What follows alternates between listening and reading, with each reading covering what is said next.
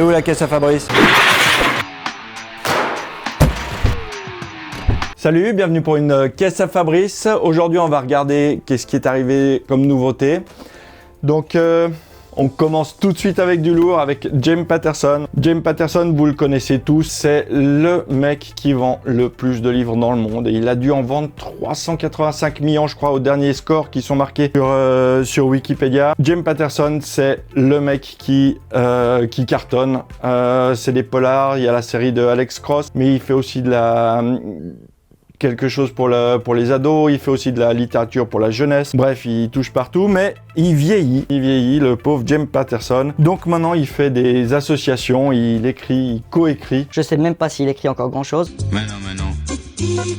Et là, donc, c'est coécrit avec Marshall Karp. Ça s'appelle Les Diamants de Sang. Voilà, il y a du public pour ça. Il en avait fait un, je crois, aussi avec Bill Clinton. Bref, James Patterson, il écrit beaucoup. Je sais pas si c'est encore lui qui écrit quoi que ce soit, mais ça cartonne. Les Diamants de Sang, c'est du polar, du thriller, du suspense. Voilà, c'est pas mal du tout. Allez, Femme puissante de Léa Salamé. Léa Salamé, on la présente plus. Je vais juste vous lire la 4e de couve parce qu'elle explique tout le bouquin. On dit des femmes qu'elles sont belles, charmantes, piquantes, délicieuses, intelligentes, vives, parfois dures, manipulatrices ou méchantes, hystériques quand elles sont en colère, arrivistes lorsqu'elles réussissent. Oui, chef! Mais on dit rarement d'elles qu'elles sont puissantes. Chez un homme, la puissance est légitime. Chez une femme, elle paraît suspecte. Contre nature, j'ai voulu savoir pourquoi. Et j'ai entamé un voyage dans les mystères au pouvoir féminin. Du pouvoir féminin, bien sûr.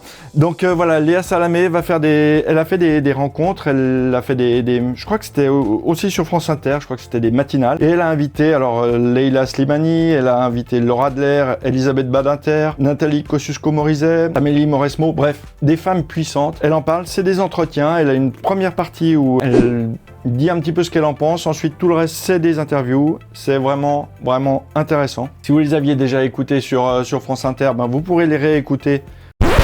Enfin, les réécouter. Vous pourrez les relire là-dedans. Femme puissante de Léa Salamé. Christian Signol. Et Christian Signol, La Grande Île. Alors voilà, c'est ce qui arrive aujourd'hui. Christian Signol, c'est de la littérature du terroir. Le terroir, c'est quoi? C'est la terre, c'est la bonne vieille France, les régions, la langue. Si t'es nain content, t'as qu'à venir me dire ici.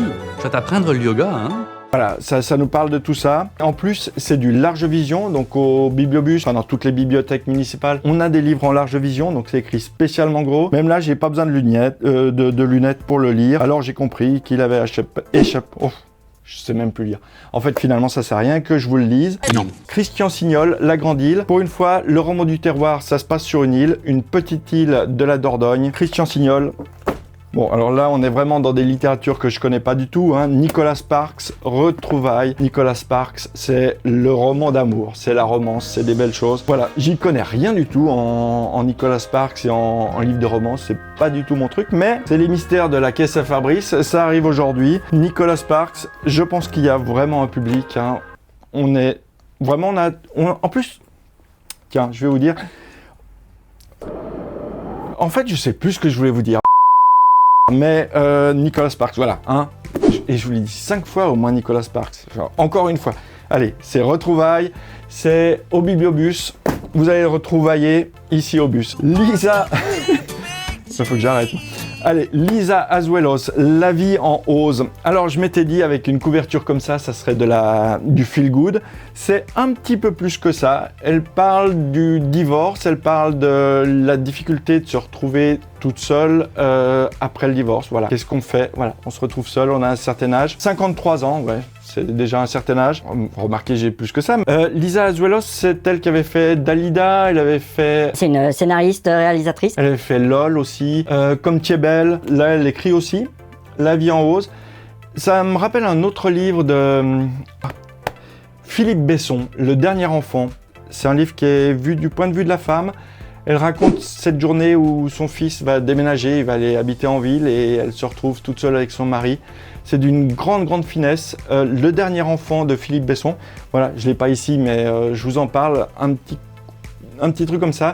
Je l'ai lu dernièrement, j'ai trouvé ça absolument magnifique et en fait, ce livre me fait penser à ça.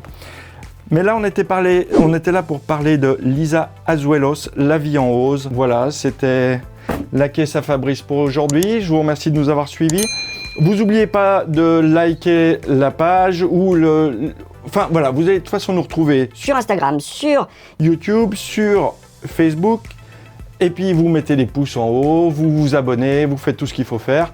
Ça nous fait plaisir et puis on espère que ça vous fait plaisir aussi. Je vous laisse, à une prochaine caisse à Fabrice. À tout bientôt. Ciao ciao.